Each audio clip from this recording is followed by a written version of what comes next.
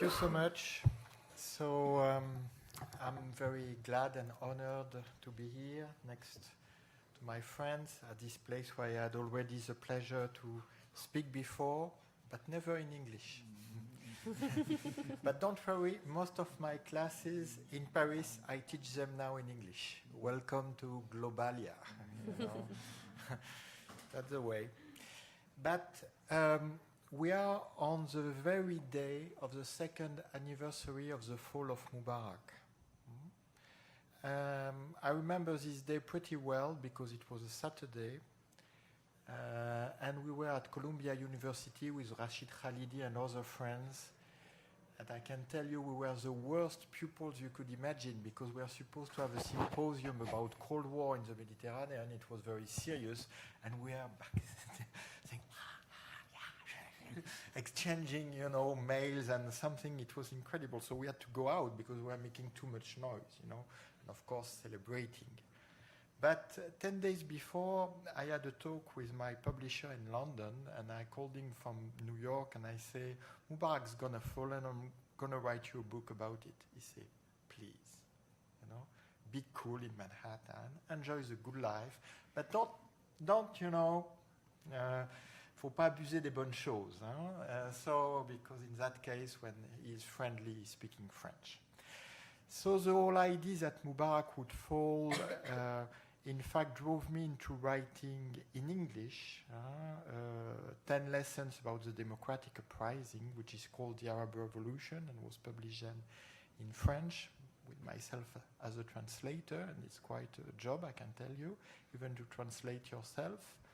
But the whole idea was to put on black and white the word revolution, I hate winter, I'm very frileux, but I don't like people to speak about spring when you're talking about politics, Revolution is revolution, period, Why make it spring?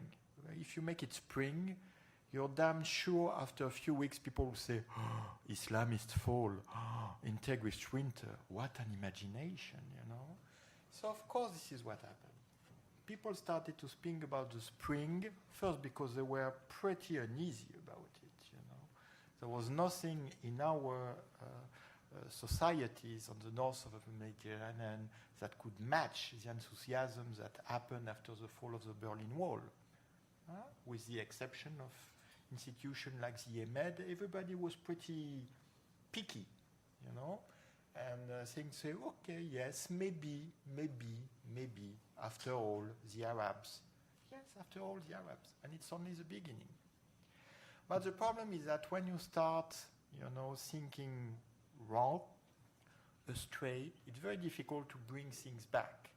So now we are still in the process of trying to answer questions that were very wrongly asked from the beginning.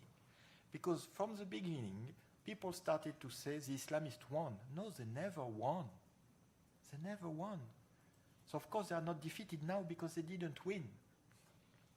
The problem is that we are so focused on what we wanted to see, and basically we wanted the whole thing to stop. Because in our societies we are afraid of revolution for many reasons. Especially the history of Barcelona, of France, which is fraught with social and political revolutions that were very bloody. So it's very difficult to accept that the revolution is in the process and is only beginning, which doesn't mean it's going to be violent, but which means it's going to last. So, of course, they won the first elections. So what? So what?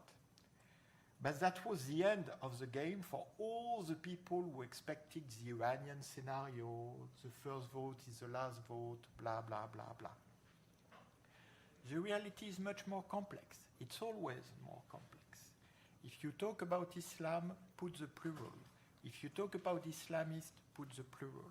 If you talk about the Arabs, put the plural. And then you start beginning to understand what is happening. There's a problem with my... No? It's okay? Because it's for you that I speak in English, so I hope that my message is getting across. Otherwise, I switch to... It's okay. For me, it's okay. Okay. I can follow. No, I was not asking. I was asking no, it was not to you. Because, you know, this is fascinating time, but those are confusing times, very confusing times. Not only for us, confusing for the Arabs. They don't have the answer. They are looking for the answer because they are looking for their liberation. They are fighting for freedom. They are fighting for emancipation. And it's only the beginning. And they don't know yet what will be the path, what will be the aim, and what will be the outcome. So it's very interesting that today is the second anniversary of the fall of Mubarak and nobody is celebrating it. Why? Because this date is meaningless from the Egyptian point of view. Because from the Egyptian point of view, the only date that matters is the 25th of January, the beginning of the revolution. They are far more, historical than the Tunisian who celebrated the fall of Ben Ali at the end. The important thing is the starting point. The starting point in Tunisia was the self-immolation, the sacrifice of Mohamed Bouazizi on December 17, 2010. And that was the beginning, not of the spring, because it happened 4 days before winter, at the end of fall, but of the revolution. It was a spark that ignited the whole of Tunisia and then of the Arab world. And I may say, and we will soon have an answer, that Chokri Belai's death is the beginning of the second wave of the revolution. But very often in history, the moment things happen, people are not aware. Because they are in history, which is blood and fear and emotion. And it's very difficult to decipher when it's your life that is at stake. Of course, there is a big difference. Bouazizi sacrificed himself. Belaid was killed by ruthless death squad that will, I hope, pay for their crime. But before they pay for their crime, the political system has to be accountable for what happened. And this is why we are probably at the beginning, at the threshold of the new wave of the revolution. And it won't be the last wave, believe me, because it will take a lot of time before it's over. And the issue of Islamism or not Islamism will appear very décalé in a short time. I'm pretty sure about that, especially after the fall of Bashar al-Assad in Syria, which I hope will happen as soon as possible. But what is going on now? Because let's focus on the Islamists.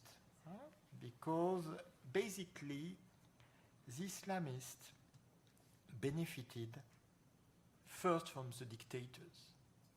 The dictators built them as the alternative. Because during all the time of Mubarak's era, of Gaddafi, of Bashar, of Ben Ali, they were only talking about the Islamists, saying, sometime, Islamists, Jihadi, Al-Qaeda, but always focusing on them as the only alternative, as the only threat, as the only real challenge to their regime. So, of course, when you have dictators who are so hated as the one I mentioned were hated, even if you're not fond of them, at the end of the day, you say, well, after all, if this is hating them so much, probably they are not too bad, So the dictators really build them, And also because the dictators had this fancy way of evacuating, negating the contradiction in the people. Because, of course, there was no contradiction in the people. There was Big Daddy, the dictator, and there was the nice children, the people. So no contradiction, happy family. And this idea that Tunisia is one, Egypt is one, Syria is one, this idea which is a total lie, because Tunisia is diverse, Egypt is diverse, Syria is plural, and this is the key to freedom. Well, the lie was, of course, popularized by the dictator, and because on the other side, the Islamists have this tawhid, this idea of oneness, that in fact is a mirror image, negative mirror image of the ones the dictators was projecting on the country. So they fit pretty well into it. And there is other thing about the Islamists that helps them with the dictators. They are basically Leninist. If you don't understand that Islamists are Leninist, and of course I'm not talking about ideology, you miss the whole point. You could read the whole text of Rashid Ghanouchi. If you don't understand, he's as powerful on Nahda than Stalin was on the Soviet Communist Party, you miss the point. If you don't see that those leaders were never elected, they have been always promoted by the party apparatus, and they have the final word on anything long before the revolution. And this is the way they survived the repression, because they had undisputed leadership that they would support at the worst time of torture, detention, and exile. That was the only way to keep the apparatus together. The leader is always right. And if he's wrong, then reality is wrong. So, that's what is happening now. Because reality is smashing the authority, the undisputed authority of the leader in all those parties. So this is the first thing. And you see, I haven't yet mentioned religion, because I think that probably not the most important issue when we're talking about Islamists. We're talking about party politics. But they already benefited from the dictator creating them as the worst enemy. So they became the best for many people. Okay? Second, undisputed leadership. Blind obedience to the leader. This can't help you in times of oppression. And this helps them a lot. Especially when the leader has never been tested by anything, because he was either in exile or in jail. So of course,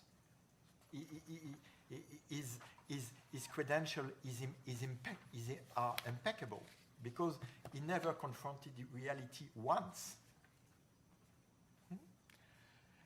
And then the third thing that we have to mention, Qatar. Of course, Qatar.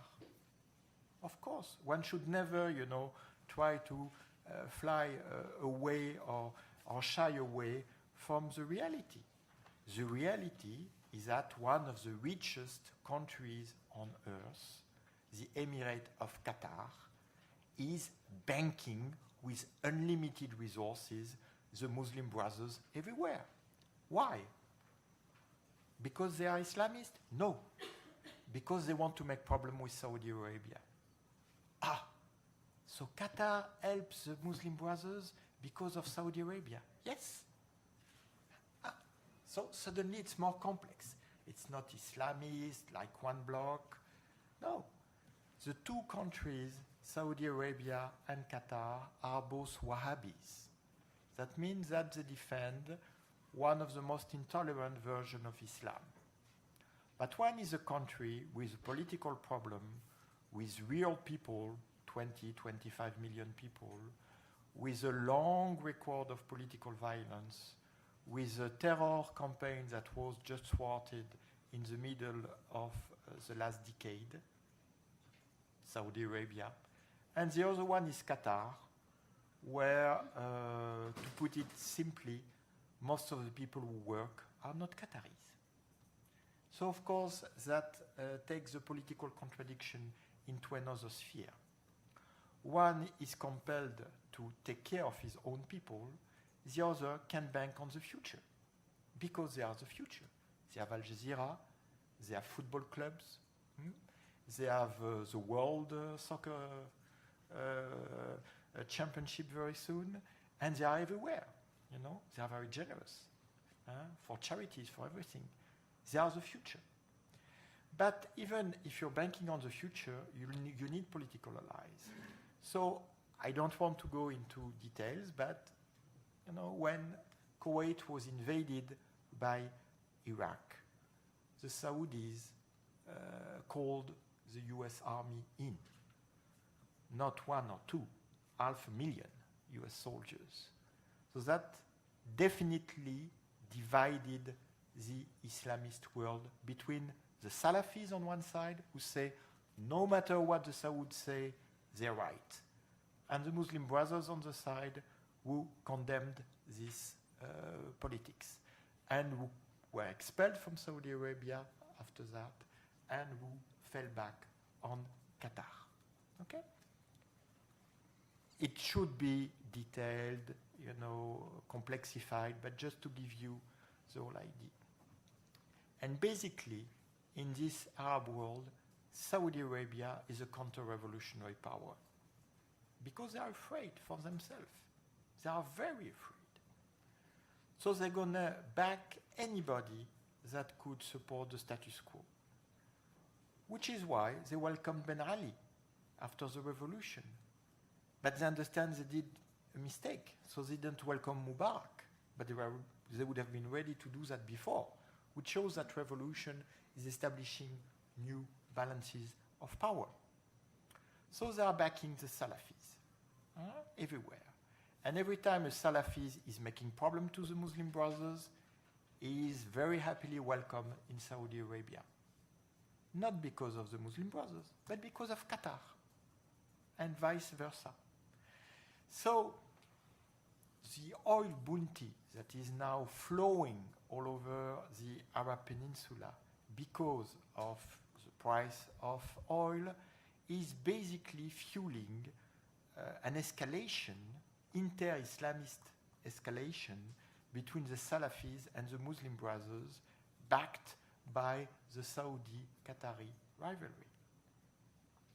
So you see that in what is happening in the different revolutions today. And I will focus much more on Tunisia and Egypt, especially because of what is going on those very days in those two countries. Lourdes was pretty right. Morocco is a different story. Not only because of the king, not only because of history, but also because there's nothing such as a Muslim Brotherhood in Morocco. It's more, it has a different background. And the party that is now leading the government is not the local branch of the Muslim Brotherhood. It's more different. And you have an historical popular movement that is anti-king, that is Republican, and that is banned. But that is now, it's always the same problem, orphan, because its leader just died. And they absolutely have no clue of what you do when dad is gone. So the whole movement is helpless. So this is for Morocco. But if we want, we can discuss that in the debate. So what happened? Very simply, what was the role of the Islamists in the Tunisian revolution? Zero. None. They did nothing. Now they try to explain, we were here, we were there, we were hidden, we couldn't come up. No, nothing. Why? Because they couldn't get a clue of what was going on. Because what was happening was basically a social movement anchored in the most destitute areas of Tunisia, namely the deep south, Sidi Bouzid, Gafsa. And second, because the mottos, when they reached the cities, were mottos of civil liberties, with nothing to do with the Islamist creed. So what happened? What happened is that the Tunisian people are far more mature than most of their political leaders, because you have the whole constitutionalist tradition that is coming from the 19th century, through the Destour party, the Neo-Destour party, until today. So basically, what do the Tunisian people want? A constitution. And what happened? Very simple. Nahda won the first election in October 2011. They had no majority. They had a little bit more than a third of the votes. But they were not elected to be in power. They were elected for a constituent assembly to draft a constitution.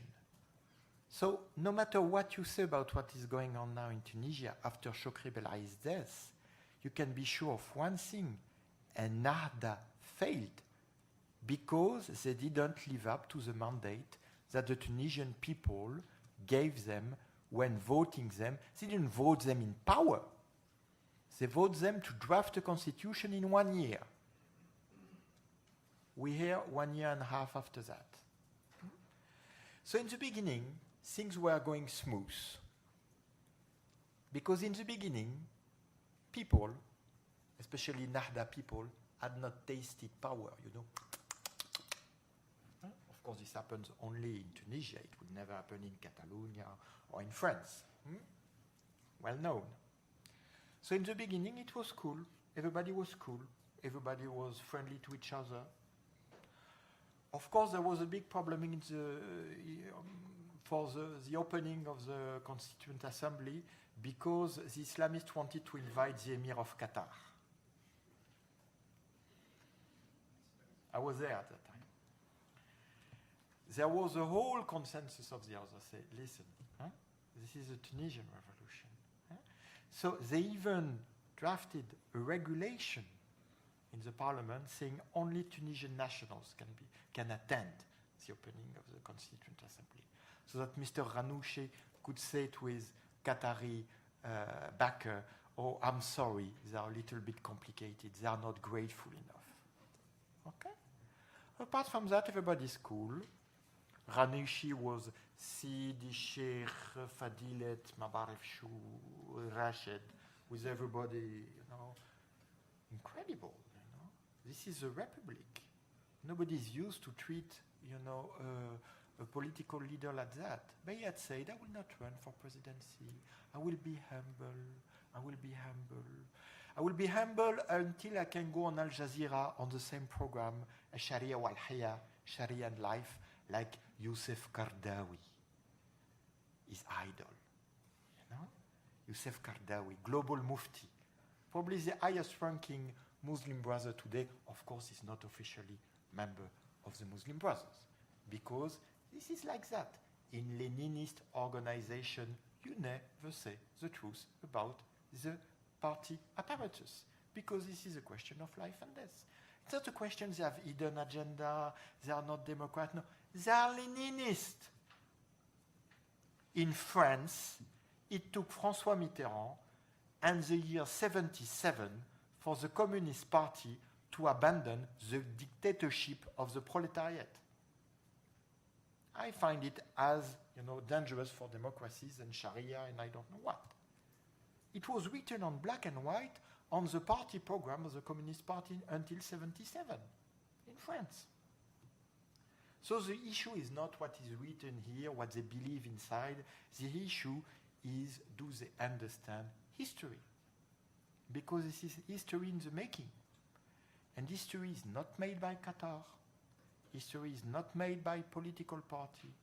History is made by the people in this part of the world. And it's only the beginning. So what they did, in the beginning, you know, everything was fine. They made the Troika agreement with nationalists and socialists. So they were basically paying their tribute to what the Tunisian people had fought for. The Tunisian people, first, they never uttered the word Ranouchi or Nahda during the whole revolution. Second, they wanted to rebuild the country around a social pact that would incorporate the various constituencies. They didn't want a Nahda state after a Ben Ali state. And the problem was that after a few months, Nahda went on building their own state by nominating their people, by promoting this, expelling that, and so on and so forth. You know? And from then on, there was a big joke in you know, the party of Ben Ali was called Le Rassemblement, you know, Tajammour. And they were saying, take off your beard, Tajammour. We recognized you. You are the same. You behave like Ben Ali. And by the way, a lot of Ben Ali's people joined Nahda because Nahda, as a good party, Leninist party, gave them all the certificates they wanted to stay in activity the moment they had proved they would be loyal. And you imagine what they did to prove their loyalty. Not exactly defending public freedoms. And so all this went well until the end of March 2012, more or less. When I say well, it's pretty relative, because already you had violence in the street that was not fought by the authority because it was Salafi violence. So suddenly Salafi violence was legitimate. Why? Because as Sheikh Rashid Fadilet Mabaref Shou made it, Salafis are our children. Your children. Who is talking? The father of the nation? The president of the republic? No, the guy is the president of one of the parties represented at the assembly. And he said, Salafis are our children? The Salafis who are attacking university professors because they want to keep a normal environment for teaching at university? Salafis who are threatening by death Shokri Belraid 1 year before he was actually killed? They are your children, Mr. Ranouchi? Well, interesting. So before, falling into this tendency of speaking about one Tunisia against the other, and considering that one Tunisia was his children and not the other, he made something historically crucial, which was the acceptance that Sharia would not be part of the constitution. By the way, that was nothing new. He had pledged repeatedly since his return from exile that Sharia would not be part of the constitution.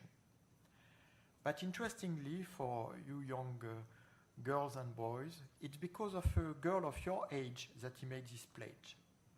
Because on the National Day of Tunisia, the national flag was taken off by the Salafis on one of the University of Tunis, and the girl went to the roof of the campus and put back the national flag instead of the Salafi flag. And she was received and celebrated by the President of the Republic, and she became from one day to another a national hero. And after that, to be at the level of such a spontaneous patriotism, Ranouchi pledged not to have Sharia into the constitution. The problem, and it's the same always for Leninist organization. It was the same in Catalonia, it was the same in France, it was the same in Soviet Union, it's the same in Tunisia. What is more important, the country or the party? In a Leninist organization, it's always the party. So if the party can benefit from the Salafi, of course you're going to let the Salafi free. This is exactly what happened. And you started to hear Mr. Ranouchi explaining that there were two extremisms. A jihadi one and a secular one. And that both extremisms were wrong. How can you compare people, who are supporters of Al-Qaeda and people who just want to make an art exhibition in La Marsa? So this is really the seeds of what was thrown that bring us to the situation that we live today. But fortunately for Tunisia, maybe Nahda is strong, but the union is far stronger. The General Union of Tunisian Labour, UGTT. And if Nahda, or to be more precise, Ranouchi, would have put Tunisia, on the top of everything, first he would have become a national hero himself. And I don't know how he will go down in history now. I don't know. Jebali, I have a few ideas, because if Jebali, which is now the prime minister and who want a technocratic government, and who is fighting his own party, because Nahda doesn't want, they are like, crabs on their rocks. And they're hungry for power because they haven't been in power for long. And their governors have been expelled by social uprising, in Sidi Bouzid first, in Siliana second. Imagine that the Islamist governor of Siliana say, I will never leave my post. And so the people say, you will never. So we will leave the city. And they left the city. Can you imagine how imaginative the Tunisian people are? They left the city. And the governor stayed alone in this city. It's like Bertolt Brecht. If you don't like the people, you just change the people. So the people left. And the governor, of course, had to be deposed. So this is where we stand. And fortunately for Tunisia, while the social crisis is becoming so strong, you have a union that is 500,000 strong. I repeat, 500,000 strong in a 10.5 million populated country. So it's an incredible, not only power, it's an incredible chance for Tunisia. So instead of accepting as a chance, Nahda people send their thugs against, union offices and things like that, and precipitated what we see now. But now let's turn to Egypt. In Egypt, you cannot blame only the brothers, the way I blame basically Nahda. Because the brothers were facing a formidable adversary, which was the army. And the army loved the brothers, because they had been playing with the brothers for the past half century. It's like an old couple, always, having quarrels. Except those quarrels are sending at different stage thousands of people to jail. In the beginning, they loved each other. It was love, not at first sight, but it was profound love. And the brothers supported the military when they toppled the king in 52. In 54, Nasser was a former brother.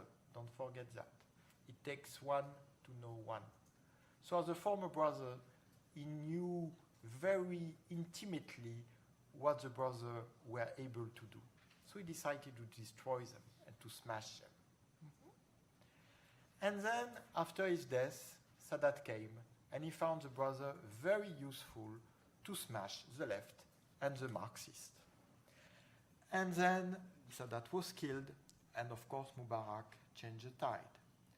But in 2005, he accepted a limited opening to the brothers, where most of the people that you know now were elected MPs, Morsi and all the others. And until the end, the brothers negotiated with Mubarak. Mubarak fell on February 11. Imagine a few days before, the brothers were in his deputy's office striking a deal against the revolution. So they were really ready to go all the way to protect the party. They are a Leninist outfit, never forget that. The difference between Tunisia was that they had paid the price of the revolution, not the big price. You consider the Egyptian revolution was approximately 1,000 people being killed, and the brothers had between 50 and 100. But at least, they paid the price. They were not like the Tunisian, totally out of the way.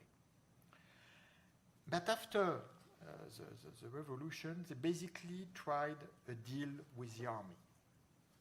While the army attracted them to divide the opposition, because there is something that is very clear, which is why I hope Jebali will prevail and will be the new leader in Tunisia.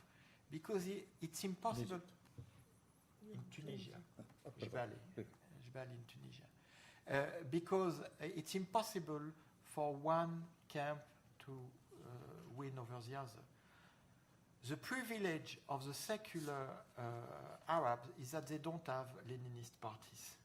So they are open to discussion, confrontation, difference. So of course, they are blamed by all the outside observers saying, oh, they have no discipline, they are messy, they are always fighting each other. Listen, they are Democrats. What do you want, an outfit with only one big man saying yes and everybody says yes, and saying no and everybody says no? No, of course they are Democrats. So they are ready to accept that. But of course, they get divided when it comes to a clash elections. The key to the revolution is proportional parliamentary elections. If you take the French voting regulation, it's a catastrophe. Look at Algeria in 91. It's a catastrophe because it's either them or us. So at the end, you have the civil war. You need to have proportional to build up coalition. But I mean coalition, not the way Nahda runs the country for the past year. Real coalition. That means that you share power. That means that the discussion is being held at the cabinet, not between Ranouchi and his political bureau. So, of course, it takes two to tango. That means that if you don't want people to join this process of power sharing, it's very difficult to reach out. In Egypt, what happened is that the military hoped they could defeat once more the Muslim Brothers by building again, like the dictators did it before, the Muslim Brothers as the only alternative. I won't go into the details, but the Muslim Brothers fared far better in Egypt than Nahda in Tunisia, but this meant nothing because parliamentary election meant nothing because the government was still named by the military.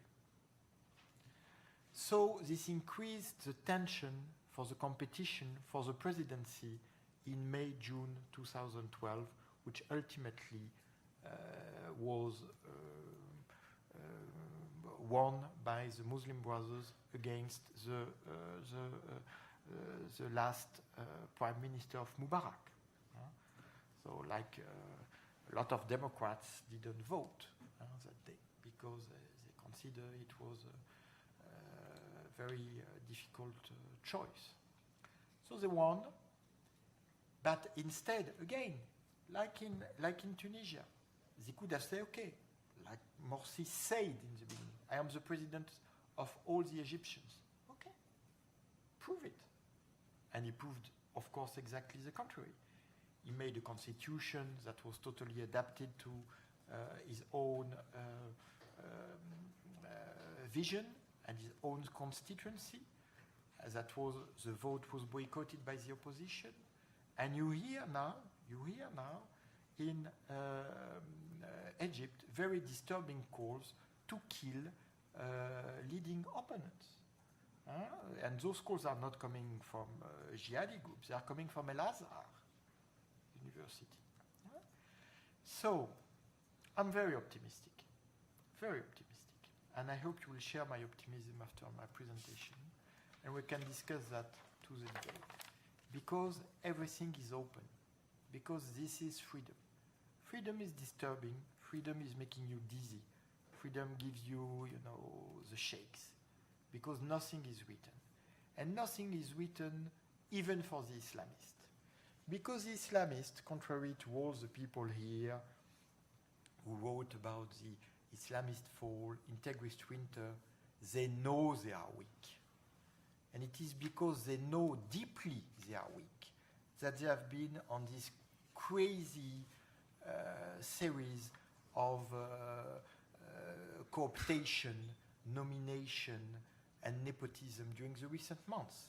Because it is really immature. You do that when you feel really insecure.